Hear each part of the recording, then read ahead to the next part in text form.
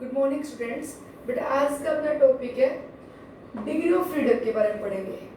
जो मैं कल लास्ट में पढ़ा था कि CP/CV रेशियो जिसे हम गामा से रिप्रेजेंट करते हैं, ये मोनोएटॉमिक गैस के लिए, डाईएटॉमिक गैस के लिए और बेटा जो ट्राईएटॉमिक या पॉलीएटॉमिक गैस है उनके लिए वैल्यू आती है। इनको प्रूव करेंगे बेटा with the help of degree of freedom. इस कॉन्सेप्ट से क्या होता है degree of freedom? Degree of freedom होता है बेटा number of coordinates which are required, number of coordinates which are required to specify the position of an atom in space, to specify the position of an atom in space। बेटा space में किसी भी atom की position को specify करने के लिए कितने कोऑर्डिनेट्स चाहिए होते हैं वो कहलाता है डिग्री ऑफ फ्रीडम। जैसे एक एटम है, इसको स्पेस में इसकी पोजीशन बताने के लिए हम 3 कोऑर्डिनेट्स यूज करते हैं, एक्स एक्सिस, वाई एक्सिस और जेड एक्सिस के अलावा इसकी डिस्टेंस बताने के लिए 3 कोऑर्डिनेट्स चाहिए होते हैं। तो एक एटम की पोजीशन स्पेसिफाई करने के लिए कोऑर्डिनेट्स कितने चाहिए? 3। तो बोलते हैं अगर अपने पास कोई गैस मोनोएटॉमिक है, अपने को ये गैसेस के लिए अप्लाई करना है, अगर कोई गैस मोनोएटॉमिक है जैसे हीलियम है, नियोन है, आर्गन है, ये मोनोएटॉमिक गैस है, तो इन गैसेस के लिए number of degree of freedom कितने होंगे? 3। Number of degree of freedom कितने होंगे? 3। अगर बेटा कोई डाईएटॉमिक गैस है तो वहां पे नंबर ऑफ कोऑर्डिनेट्स रिक्वायर्ड कितने होंगे? एक एटम के लिए 3। गैस डाईएटॉमिक है तो उसमें एटम 2 है, जैसे गैस मान लीजिए O2 है या N2 है, डाईएटॉमिक गैस है तो एक एटम के लिए कोऑर्डिनेट्स 3 चाहिए, तो 2 एटम्स के लिए नंबर ऑफ कोऑर्डिनेट रिक्वायर्ड बेटा कितने हो जाएंगे? 6। कोऑर्डिनेट्स रिक्वायर्ड कितने हो जाएंगे? 6। ठीक है। ऐसे अगर मान लीजिए कोई पॉलीएटॉमिक गैस है जिसमें नंबर ऑफ एटम्स n है, जिसमें नंबर ऑफ एटम्स कितने हैं? बेटा ट्राईएटॉमिक, टेट्राएटॉमिक बेटा कोई भी हो सकती है, तो number of coordinates required to specify the position of this molecule is 3 है। अगर नंबर ऑफ एटम्स n है तो डिग्री ऑफ फ्रीडम क्या होगा उस गैस का? 3 है। ठीक है।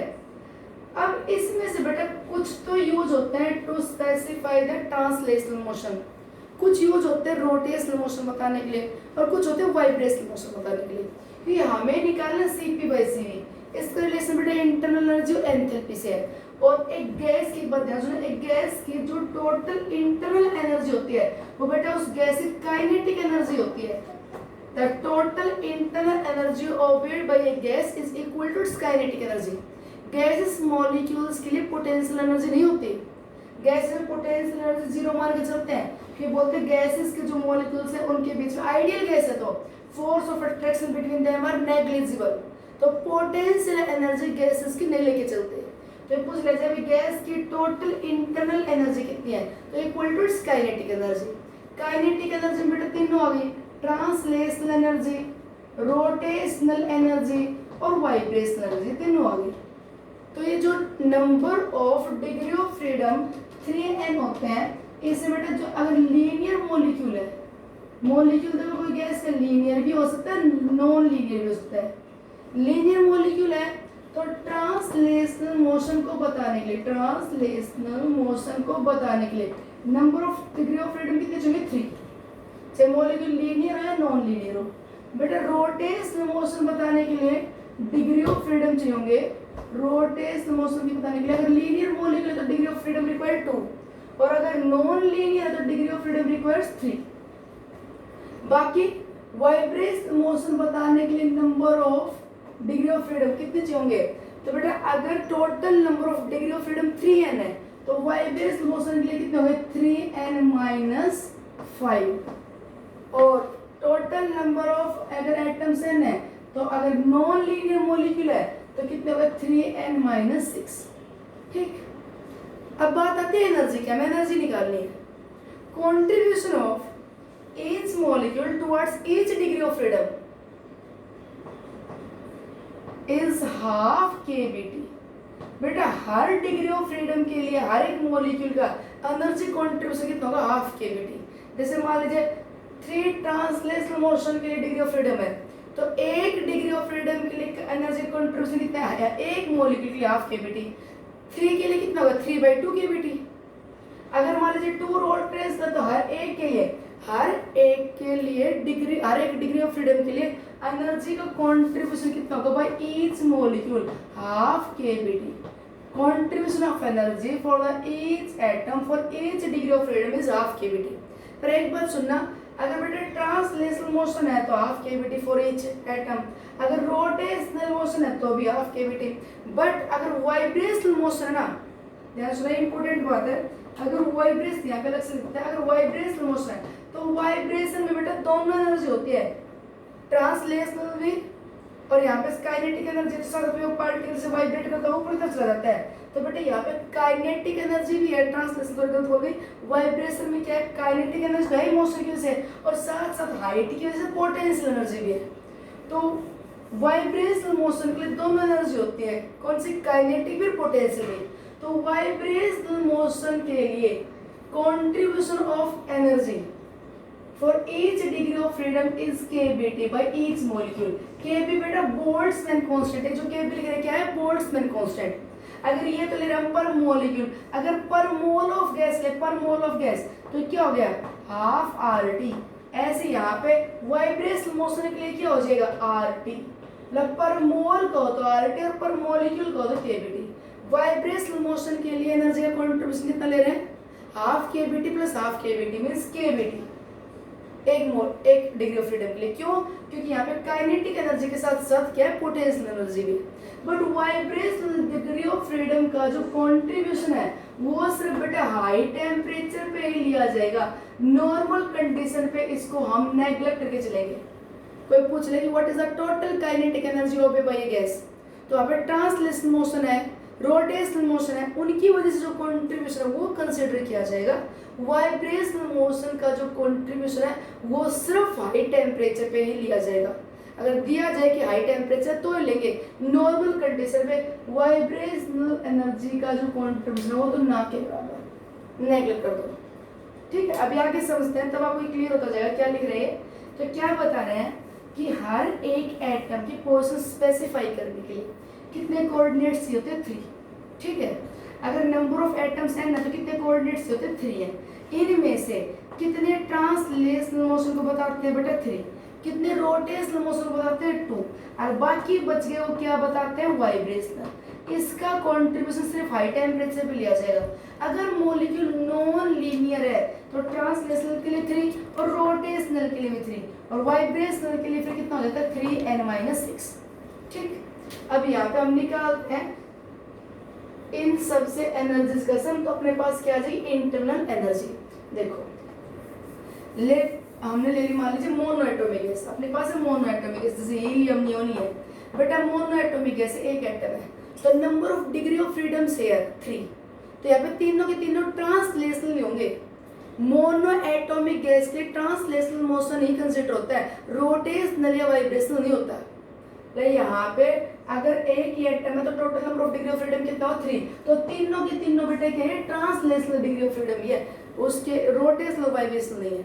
तो for each degree of freedom contribution of energy half kBt, तो बेटा 3 है तो कितना होगा 3/2 kBt पर मोलिक्यूल। अगर एक मोलिक्यूल के लिए बता रहे हो तो टोटल अपने पास देखो रोटेशनल और वाइब्रेशनल तो है ही नहीं मोनो एटॉमिक के लिए, तीनों के तीनों जो डिग्री ऑफ फ्रीडम थे वो ट्रांसलेशनल और ईच के लिए कंट्रीब्यूशन हाफ kBt।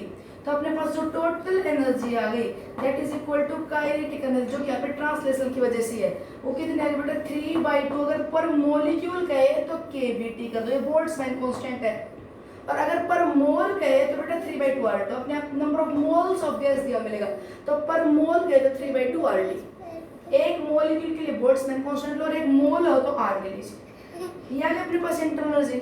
ठीक है, now we find out the CV value. हमें तो Cp/CV चाहिए। मोनो एटॉमिक गैस के लिए डिग्री ऑफ फ्रीडम 3, हर एक के लिए कंट्रीब्यूशन हाफ RT, तो इसलिए 1 मोल ऑफ गैस के लिए 3/2 RT हो गया। Now differentiate with respect to temperature, तो du/dt इज इक्वल टू क्या है 3/2।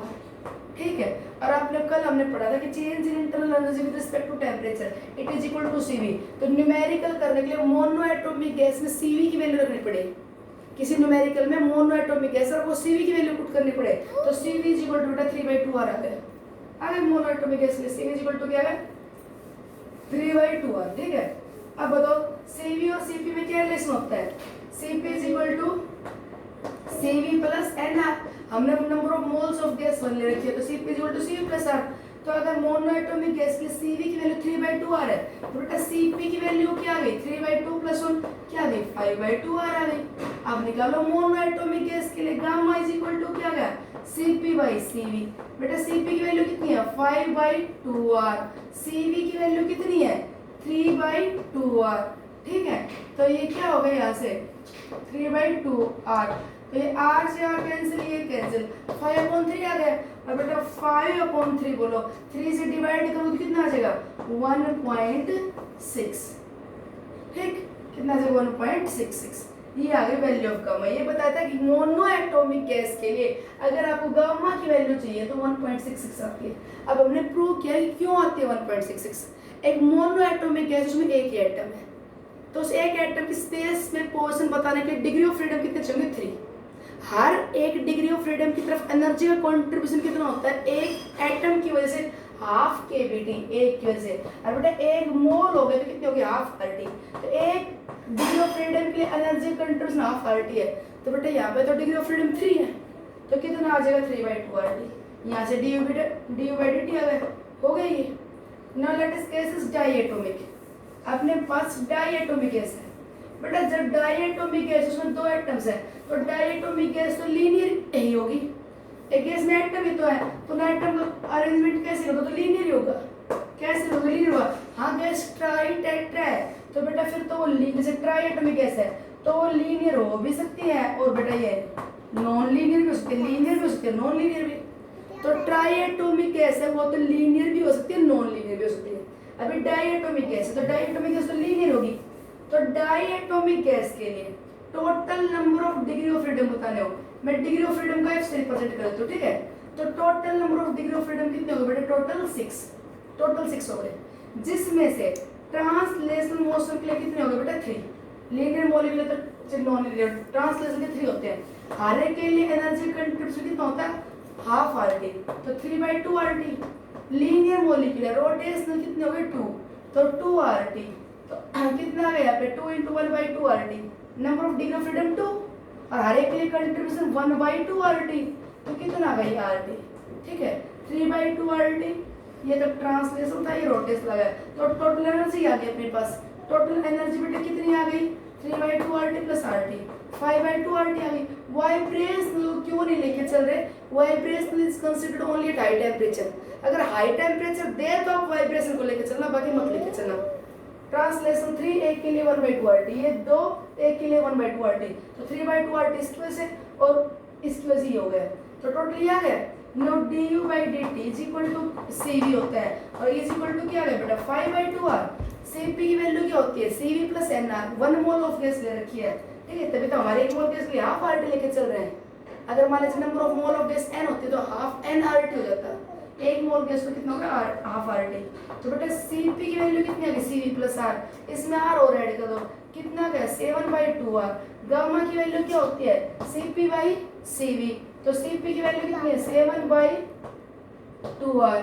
Cv की वैल्यू कितनी है 5/2r। r से r 2 से 2 कैंसिल, 7/5 कितना का बेटा 1.4। तो डायएटॉमिक गैस के लिए Cp/Cv कितना आ गया 1.40। समझ गए कि हर एक डिग्री ऑफ फ्रीडम के लिए एनर्जी कंट्रीब्यूशन होता है एक मोल गैस के लिए हाफ RT। ठीक, लीनियर मॉलिक्यूल है, नॉन लीनियर है तो डिग्री ऑफ फ्रीडम ट्रांसलेशनल के लिए 3 होंगे, रोटेशनल के लिए बेटा लीनियर तो 2, नॉन लीनियर तो 3। अब अपने से क्वेश्चन ये दे दिया जाए कि find out the value of gamma for the CO2 molecule, और 2 दे दी condition at normal condition and at high temperature. And at high temperature you assume that contribution of vibrational motion is 75%. High temperature पे vibrational degree of freedom का contribution होता है high temperature पे, और वो कुछ नहीं कहता सिर्फ हाई टेम्परेचर कहता, तो हम 100% कंट्रीब्यूशन लेते हैं। उसने क्या है कि 75% एज्यूम करो, तो वे 75% एज्यूम कर लेंगे। पहले तो आप यहाँ पे आ जाओ, CO2 मॉलिक्यूल है तो बेटा ट्राइएटॉमिक मॉलिक्यूल, बट इसके लिए देखो एक गामा की वैल्यू 1.33 नहीं आएगी नॉर्मल कंडीशन पे, ये लीनियर मॉलिक्यूल है बेटा। चाहे पॉलीएटॉमिक मॉलिक्यूल हो या फिर कोई नॉन लीनियर मॉलिक्यूल हो, उनके लिए आते 1.33। ठीक, तो नॉर्मल कंडीशन में CO2 के लिए निकाले हम total internal energy is equal to translational बेटा 3/2 RT, रोटेशनल क्योंकि लीनियर तो दो ही होंगे तो कितना हो गया 2 × 1/2 RT। CO2 है तो ट्राइएटॉमिक मॉलिक्यूल तो number of degree of freedom total कितने हो गए 9 में से ट्रांसलेशनल 3 रोटेशनल 2 और बाकी बेटा 9 - 5 4 क्या हो गया यहाँ पे वाइब्रेशनल।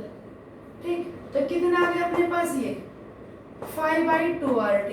ठीक है आप यहाँ पे CV की वैल्यू निकालोगे 5/2 R, CP की वैल्यू निकालोगे तो बेटा क्या है 7/2 R, तो CP/CV की वैल्यू कितनी आएगी वही 1.40, लीनियर मॉलिक्यूल तो 1.40 आएगा।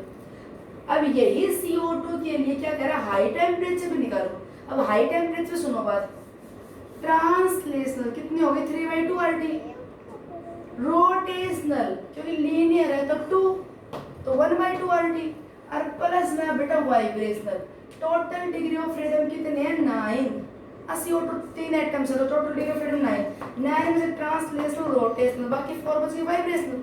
और बेटा वाइब्रेशनल के लिए हर एक डिग्री ऑफ फ्रीडम की तरफ कंट्रीब्यूशन बताया RT, ट्रांसलेशनल रोटेशनल में तो हाफ RT होता है, वाइब्रेशनल का कितना होता है RT क्योंकि वो उसमें काइनेटिक एनर्जी के साथ पोटेंशियल एनर्जी भी है तो कितना होता है RT। तो बेटा कितना होगा 4 RT। अगर ये कहता है ओनली हाई टेम्परेचर तो हम 4 RT लेते हैं, बस ने क्या कहा कंट्रीब्यूशन इज ओनली 75%, वाइब्रेशंस का कंट्रीब्यूशन कितना खाली 75%, तो 4 RT का 75% कर दो तो बेटा कितना आ गया 3 RT। ठीक है और इसलिए अपने पास अब टोटल ये बताओ कितना आ गया ये 3/2 RT प्लस में RT और प्लस में 3 RT तो 3 और 1 4 कितना आ गया बेटा 11/2 RT। तो du/dt में से अगर CV की वैल्यू निकाले तो ये आ गई 11/2 R, CP की वैल्यू अलग आ जाएगी। ठीक है कितनी आ जाएगी +1 और ऐड करना तो 13/2 R आ जाएगी। और बेटा CP/CV निकालोगे तो कितना आ जाएगा 13/11 आ जाएगा। ठीक है तो ये आ जाएगा हमारी वैल्यू CO2 के लिए हाई टेम्परेचर पे लगा गई।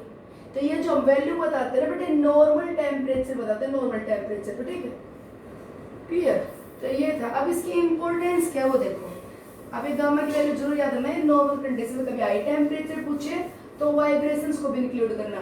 अगर मान लीजिए कोई कहते हैं अपने पास कोई जैसे ओजोन गैस की बात कर दो, ओजोन गैस के लिए कोई पूछे, ठीक है ओजोन गैस के लिए आप क्या निकालो गामा की वैल्यू निकालो नॉर्मल कंडीशन पे। ट्राइएटॉमिक गैस है, ट्रांसलेशनल 3/2 RT, रोटेशनल बेटा कितना हो गया यहाँ पे 3/2 RT हो गया कि नहीं, क्योंकि नॉन लीनियर मॉलिक्यूल बेटा ओजोन लीनियर नहीं, ओजोन नॉन लीनियर है, पता होगा बेंड शेप होती है, CO2 तो लीनियर होता है। तो 3/2 RT 3/2 नॉर्मल कंडीशन है तो कितना आ गया टोटल 3 RT। तो CV की वैल्यू कितनी आ जाएगी 3R, CP की वैल्यू कितनी आ गई बेटा 4R। और अब आप निकालो CP/CV तो नॉर्मल कंडीशन में देखो ट्राइएटॉमिक गैस है क्या आ गया 4/3 क्या आ गया 1.33। ठीक है लीनियर के लिए तो नहीं आता, लीनियर के लिए तो ये आएगा 1.40 नॉर्मल कंडीशन पे। बाकी ट्राइएटॉमिक गैस है, नॉन लीनियर है और कोई पॉलीएटॉमिक गैस है, ठीक है तो सब के लिए बेटा क्या आएगा 1.33 नॉर्मल कंडीशन पे। हाई टेम्परेचर पे वाइब्रेशन का भी आपको इंक्लूड करना पड़ेगा। इसी ओजोन गैस है कहता है आप हाई टेम्परेचर पे निकालो तो हाई टेम्परेचर पे यहाँ पे 3 तो हो गए बेटा रोटेशनल डिग्री ऑफ फ्रीडम, 3 हो गए यहाँ पे ये ट्रांसलेशनल, टोटल 9 है तो 3 क्या बच गया अपने पास वाइब्रेशनल, 3 बच गए वाइब्रेशनल। हर एक की वजह से कंट्रीब्यूशन कितना होता है बेटा RT, वाइब्रेशन RT होता है तो 3 RT और ऐड कर देते हैं और अपने पास टोटल कितना आ जाता है CV 6R आ जाता है। CV कितना जाता है 6R। ठीक है CP की वैल्यू क्या आ जाती है 7R, CP/CV क्या आता है 7/6। ओके तो ये था इसके बारे में। अब इसकी इम्पोर्टेंस ये बेटा इम्पोर्टेंस है एडियाबैटिक वर्क निकालने में। देखो अब आपसे कहा जाए कि there is adiabatic expansion takes place. अब बात ध्यान सुनो एडियाबैटिक एक्सपेंशन ऑफ गैस। बेटा एडियाबैटिक एक्सपेंशन वर्क निकालना है। एडियाबैटिक एक्सपेंशन वर्क हमें इरिवर्सिबल भी निकालना है और रिवर्सिबल के लिए निकालना है। ठीक है तो adiabatic expansion work for the reversible process, for the irreversible process. अब यहाँ पे ये बताओ कि एडियाबैटिक प्रोसेस तो delta U is equal to, हमें first law of thermodynamics according पता है डेल्टा यू होता है बेटा क्यू प्लस डब्ल्यू के बराबर, और सिंस प्रोसेस इज एडियाबैटिक है तो देयर इज नाइदर लॉस और nor gain of heat, adiabatically heat change zero, adiabatic system में हीट का लॉस और गेन तो होता ही नहीं है, तो एडियाबैटिकली बेटा ये वैल्यू क्या होगी जीरो, तो एडियाबैटिक प्रोसेस होगा तो डेल्टा यू बताओ वर्क के बराबर आ गया कि नहीं, तो आपको भी एडियाबैटिक वर्क निकालना है तो चेंज इन इंटरनल एनर्जी निकाल लो, और आपको पता है चेंज इन इंटरनल एनर्जी आप क्या लिख सकते हो NCV डेल्टा टी, तो वहां से बेटा आपके पास वर्क आ जाएगा।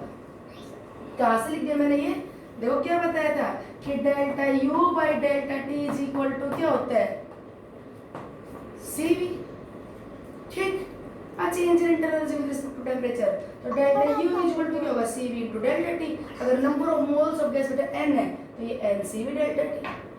ऐसी अगर आपको एंथैल्पी चेंज मेजर करना हो तो यहाँ पे क्या हो जाता है NCP delta T is equal to constant pressure पे, ठीक, अब यहाँ पे डेल्टा यू था तो ये NCV डेल्टा टी लिख लिया। एडियाबैटिक एक्सपेंशन में एक बात और देखना, हमेशा टेम्परेचर डिक्रीज होगा, कंप्रेशन है तो टेम्परेचर बढ़ेगा एडियाबैटिक, और एक्सपेंशन है तो टेम्परेचर कम होगा। इस गैस का एडियाबैटिक एक्सपेंशन हो रहा है, बेटा एक्सपेंड होगी तो work done by the gas, और if work done by the gas तो गैस की इंटरनल एनर्जी डिक्रीज होती जाएगी, और गैस की इंटरनल एनर्जी काइनेटिक एनर्जी होती है, गैस की टोटल जो इंटरनल एनर्जी वो काइनेटिक एनर्जी होती है, तो बेटा गैस की काइनेटिक एनर्जी डिक्रीज होती जाएगी, और याद करो गैस तो काइनेटिक थ्योरी ऑफ गैसेस कि kinetic energy directly proportional to temperature, तो जब एक्सपेंशन होगा तो work done by the gas, energy system की डिक्रीज, एनर्जी डिक्रीज तो कौन सी एनर्जी डिक्रीज है काइनेटिक एनर्जी, क्योंकि यहाँ पे total internal energy kinetic energy है, और बेटा काइनेटिक एनर्जी डिक्रीज तो टेंपरेचर क्या होगा डिक्रीज, तो हमेशा एडियाबैटिक एक्सपेंशन रिस्पांसिबल होगा for the fall in temperature, temperature कम करेगा। उल्टा compressor work done on the gas, energy बढ़ेगी, एनर्जी बढ़ेगी काइनेटिक एनर्जी बढ़ेगी, काइनेटिक एनर्जी बढ़ेगी टेंपरेचर बढ़ेगा, तो कंप्रेसर में टेंपरेचर इंक्रीज, ये जो डेल्टा टी लेते हैं ना अपना नेगेटिव आएगा पॉजिटिव, तो बेटा एक्सपेंशन वर्क होगा तो डेल्टा टी नेगेटिव आएगा, आराम से मतलब एक्सपेंशन वर्क नेगेटिव होता है वो आज ही नेगेटिव क्योंकि टेंपरेचर डिक्रीज होगा, और कंप्रेशन वर्क होगा तो पॉजिटिव आएगा क्योंकि डेल्टा टी बढ़ेगा तो डेल्टा टी पॉजिटिव होगा, कंप्रेशन में डेल्टा टी इंक्रीज तो पॉजिटिव आएगा, ठीक, और एक्सपेंशन में क्या होगा डिक्रीज। दोबारा सुन लो कि एडियाबैटिक प्रोसेस के लिए अगर हमें कभी चेंज इन इंटरनल एनर्जी निकालना हो तो हमें पता है कि ये होता है फर्स्ट लॉ के अकॉर्डिंग, एडियाबैटिक है तो ये जीरो, तो डेल्टा यू बेटा वर्क के बराबर आ गया, और डेल्टा यू आप किसके बराबर लिख सकते हो CV इज इक्वल टू होता है du बाय dt, जो हमने लास्ट लेक्चर में पढ़ा था, तो du बाय dt इस पर होगा तो du इज इक्वल टू क्या होगा CV इनटू डेल्टा टी, तो ये होगा CV इनटू डेल्टा टी, बेटा ये तो 1 मोल गैस के लिए, अगर n मोल गैस की हो जाएगा NCV डेल्टा टी, ये हो जाएगा, ठीक है। फिर ये बताने लगे कि वर्क बताओ कि नेगेटिव आएगा पॉजिटिव, तो अगर एक्सपेंशन है तो मैंने बताया work done by the gas, kinetic energy decrease, temperature decrease, तो एक्सपेंशन में दिस नेगेटिव है तो वर्क नेगेटिव आएगा, कंप्रेशन है तो वर्क क्या आएगा बेटा पॉजिटिव, ठीक। अगर आपको ये कह दिया जाए कि आप इस ग्राफ में ये बताओ कौन सा ग्राफ ओजोन गैस के लिए, बेटा ग्राफ आपको दिया हुआ है log of pressure versus log of volume, log of pressure versus log of volume, और दे दिया for the adiabatic expansion, these graphs are given, adiabatic expansion के लिए दे दिया ग्राफ, यहाँ पे लिख दिया नंबर 1, ये नंबर 2, और बेटा ये कह नंबर 3, और ये कहता है कि इनमें से एक ग्राफ है वो हीलियम गैस के लिए, एक ऑक्सीजन के लिए, एक ओजोन के लिए, identify out of these three which graph represent ozone, कौन सा ग्राफ ओजोन के लिए रिप्रेजेंटेशन है, मतलब जो फर्स्ट वाला ग्राफ है ये ओजोन गैस के लिए होगा, या सेकंड वाला ग्राफ ओजोन के लिए होगा, या थर्ड वाला ओजोन के लिए होगा, कौन सा होगा ओजोन के लिए, बेटा ओजोन गैस कैसी है ट्राइएटोमिक, और इस ओजोन गैस ट्राइएटोमिक गैस के गामा की वैल्यू क्या होती है, इसके लिए बेटा गामा की वैल्यू कितनी होती है 1.33, इसके लिए बेटा गामा की वैल्यू कितनी होती है 1.40, और इसके लिए गामा की वैल्यू कितनी होती है 1.66, पता है गामा की वैल्यू हमें, ठीक है। अब आप ये बताओ कि अभी मैं बताऊंगा बेटा इरिवर्सिबल एक्सपेंशन के लिए, एडियाबैटिक इरिवर्सिबल एक्सपेंशन के लिए मैं एक बार ये फॉर्मूला देती हूँ, some formula applied for the adiabatic reversible expansion के लिए कुछ फॉर्मूले बता रहे हैं एडियाबैटिक जो किसके लिए अप्लाई होंगे एडियाबैटिक रिवर्सिबल एक्सपेंशन जैसे कोई कहे आइसोथर्मल रिवर्सिबल एक्सपेंशन का वर्क निकालो ठीक है आइसोथर्मल रिवर्सिबल एक्सपेंशन के लिए डेल्टा यू निकालो तो बेटा आइसोथर्मल के लिए डेल्टा यू तो 0 होता है आइसोथर्मल के लिए आइसोबारिक के लिए डेल्टा यू 0 होता है वर्क निकाल तो आइसोथर्मल के लिए -2.303 और क्या होता है nRT log of V2/V1 ऐसे मैं आपको बता रहा हूँ एडियाबैटिक रिवर्सिबल एक्सपेंशन के लिए फॉर्मूला क्या होता है एडियाबैटिक रिवर्सिबल के लिए बेटा फॉर्मूला क्या होता है सुना PV की power gamma constant pressure volume power gamma CP/CV है ठीक है ये फॉर्मूला होता है PV की पावर गामा इज कांस्टेंट किसके लिए for the adiabatic reversible expansion के लिए ऐसे यहाँ पे अगर मैं अप्लाई करूँ कि एडियाबैटिक रिवर्सिबल फोर्स बोल रहा है तो PV की पावर गामा इज कांस्टेंट ठीक टेकिंग लॉग बोथ साइड तो log P प्लस में gamma log of VV is the volume is equal to log K ठीक है क्या आ जाएगा बेटा यहाँ पे log of P is equal to minus gamma log of V plus में log के अब इसे कंपेयर करो with the equation of line अपना ग्राफ क्लियर हो जाएगा तो किसके बीच में ग्राफ है log P versus log V अब बेटा ये फॉर्मूला आप याद रखना एडियाबैटिक रिवर्सिबल एक्सपेंशन के लिए PV की पावर गामा इज कांस्टेंट ये होता है एडियाबैटिक रिवर्सिबल के लिए 3 फॉर्मूले होते हैं आगे 2 और बताऊंगा आपको तो y एक्सिस के अलोंग क्या हो गया log P x एक्सिस के अलोंग क्या हो गया log V तो ये y और ये x तो बेटा स्लोप क्या होगा गामा नेगेटिव साइन तो इसलिए कि डिसेंडिंग ऑर्डर नेगेटिव साइन तो इसलिए कि स्लोप कैसा होगा अपने यहाँ पे नेगेटिव आएगा डिसेंडिंग के लिए तो बेटा ये गामा क्या बता रहा है आपको यहाँ पे स्लोप अब बताओ इनमें से स्लोप मिनिमम किसके लिए तो बेटा यहाँ पे स्लोप मिनिमम निकालोगे तो स्लोप मिनिमम किसके लिए फर्स्ट के लिए स्लोप मिनिमम है और ये स्लोप यहाँ पे क्या बता रहा है गामा दोबारा सुन लो PV और गामा कांस्टेंट ये एडियाबैटिक रिवर्सिबल एक्सपेंशन के लिए फॉर्मूला होता है इसके अकॉर्डिंग मैंने ये लिख दिया तो बेटा इसके अकॉर्डिंग ये आ गया तो स्लोप क्या आ गया गामा अब आप इन तीनों ग्राफ में देखो कि किसके लिए स्लोप मैक्सिमम है तो थर्ड ग्राफ के लिए स्लोप मैक्सिमम है तो थर्ड वाली लाइन रिप्रेजेंट कर रही है किसको हीलियम को दूसरी वाली लाइन किसे रिप्रेजेंट कर रही है ऑक्सीजन को और स्लोप सबसे कम कौन सा है 1.33 तो 1.33 किसको रिप्रेजेंट कर रहा है फर्स्ट को तो पहला वाला ग्राफ किसके लिए बेटा ओजोन के लिए ठीक है एक न्यूमेरिकल और देखो अभी लिख के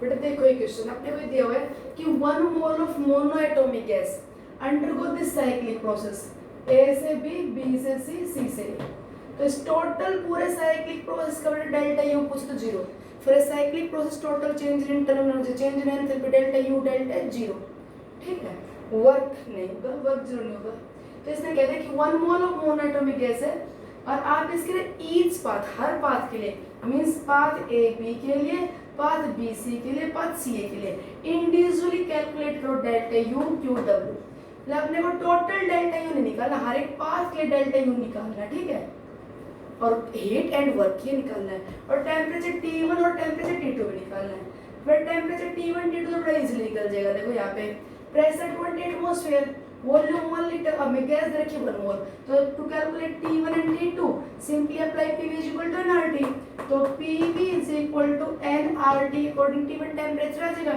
तो T1 temperature is equal to pressure कितना है बेटा 20 एटमॉस्फेयर वॉल्यूम ऑफ गैस कितनी दे रखी है 1 litre number of mole of gas दे रखी है 1 R की वैल्यू हमें पता 0.082 1 लीटर एटमॉस्फेयर पर केल्विन पर मोल तो सोल्व कर ले तो T1 का बेटा 243.6 केल्विन ये आ जाएगा अब सॉल्व करना ये आ जाएगा T1 टेम्परेचर ठीक है तो PV इक्वल टू nRT से आ जाएगा सेम T2 निकालना है तो यहाँ पे अप्लाई करेंगे PV equal to nRT pressure कितना है बेटा वही 20 एटमॉस्फेयर है आइसोबारिक है देखो प्रेशर तो कांस्टेंट है वॉल्यूम एक्सपेंड हो गई गैस कितनी है 10 लीटर 1 लीटर से 10 लीटर हो गई तो PV अपॉन में क्या आ जाएगा nR number of mole of gas 1 R की वैल्यू 0.081 तो 10 का तो फर्क मिला यहाँ पे वॉल्यूम 1 लीटर थी अब 10 लीटर है R की वैल्यू वही 0.081 तो यहाँ पे बेटा टेम्परेचर आ जाएगा 2436 केल्विन लगभग ये आ जाएगा तो टेम्परेचर T1 और T2 तो आ गए simply P V equal to NRT से कि number of mole of gas 1 mole दे रखी थी, प्रेशर वॉल्यूम दे रखा है,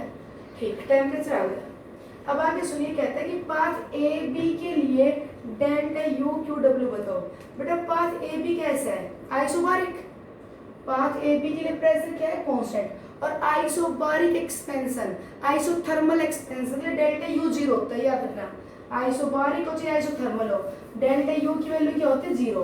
तो बेटा ए बी पाथ के लिए change in internal energy isobaric तो जीरो होगा, आइसोथर्मल में जीरो होता है। No change in internal energy for isobaric and isothermal process. तो डेल्टा यू जीरो होगा तो क्यू इज इक्वल टू क्या होगा, माइनस डब्ल्यू, ठीक है। तो बेटा यहाँ पे वर्क निकाल लेते हैं, जो वर्क आएगा वहां से हीट भी आ जाएगी अपने पास, तो वर्क निकाल लेते हैं। यहाँ पे क्या हुआ है, एक्सपेंशन, ठीक है। तो एक्सपेंशन के लिए वर्क निकाले तो बेटा क्या आ जाएगा यहाँ पे, पी डेल्टा वी, ये आ जाएगा ऐसे। तो यहाँ पे प्रेशर कितना है अपने पास, 20 एटमॉस्फेयर। चेंज इन वॉल्यूम कितनी है, 10 लीटर से 1 लीटर से 10 लीटर, तो बेटा कितना आ जाएगा, 9। तो 9 इंटू 20 तो कितना आ जाएगा, 180 लीटर एटमॉस्फेयर। ये अपने पास आ जाएगा वर्क, वर्क आ जाए तो हीट भी आ जाएगी। ए बी पाथ के लिए हो गया। अब मेनली अब बी सी पाथ के लिए देखो कि बीसी पाथ के लिए आप क्या निकालो, डेल्टा यू क्यू और डब्ल्यू। बेटा बीसी जो पाथ है यहाँ पे ध्यान देखिए, वॉल्यूम कांस्टेंट, ये आइसोकोरिक है, देखो ये आइसोबारिक प्रेशर कांस्टेंट, ये आइसोकोरिक है, वॉल्यूम कांस्टेंट है। और for isochoric process there is no change in volume. BC path कैसे, बीसी के बीसी पाथ के नो चेंज इन वॉल्यूम, तो डेल्टा वी क्या है, जीरो। बेटा अगर यहाँ पे डेल्टा वी जीरो है, चेंज नहीं हो रही वॉल्यूम, तो प्रेशर वॉल्यूम वर्क क्या हो गया, जीरो। प्रेशर वॉल्यूम वर्क क्या हो गया यहाँ पे, जीरो। और डेल्टा यू क्या होता है बेटा, Q plus P delta we. Pressure volume work क्या होता है, तो एट ए कांस्टेंट वॉल्यूम, ये चीज तो जीरो होगी, तो डेल्टा यू कल बता दे कितना गया, क्यू वी के बराबर। तो यहाँ पे तो change in internal energy equal to क्या गया, हीट एनर्जी एब्सॉर्ब्ड या रिलीज के बराबर, ठीक है। तो यहाँ पे at a constant volume delta U is equal to Q V हो गया। तो अब यहाँ पे ये निकाले तो बेटा क्या लिख सकते हैं हम, that delta U is equal to क्या होगा, N C V delta T, ये हो गया फॉर्मूला, ठीक है। Delta U is equal to Q V, और ये बताया था कि इसको हम अगर लेके चले डेल्टा टी से डिवाइड कर दे, डेल्टा टी से डिवाइड कर दे तो ये क्या होगा, इसको डेल्टा टी से डिवाइड करो, इसको डेल्टा टी से डिवाइड करो, तो ये तो हो गया heat capacity at constant volume, हो गया ना। तो heat capacity at constant volume को डेल्टा टी से मल्टीप्लाई कर दो, तो अपने पास क्या आ गया, ये delta U is equal to N C V delta T. N क्या, number of mole of gas, तो एन की वैल्यू क्या होगी, 1। अब बताओ सी वी की वैल्यू क्या ले, heat capacity at constant volume. बेटा इसमें देखो मोनो एटॉमिक गैस, तो मोनो एटॉमिक गैस के लिए सी वी की वैल्यू क्या होगी, 3/2r। सी वी की वैल्यू क्या होगी, 3/2r। और बेटा चेंज इन टेम्परेचर, तो टेम्परेचर अपने को T2 की वैल्यू पता, T1 की वैल्यू पता, तो वहां से हम डेल्टा टी ले लेंगे, ठीक है। तो बीसी पाथ के लिए क्योंकि प्रेशर वॉल्यूम वर्क जीरो था, तो डेल्टा यू यहाँ पे क्यू वी के बराबर हो गया। तो डेल्टा यू या क्यू वी निकालना, तो डेल्टा यू हो गया N C V delta T के बराबर। ये क्यों हो गया, दोबारा देख लो, delta U is equal to Q V, तो इसको डेल्टा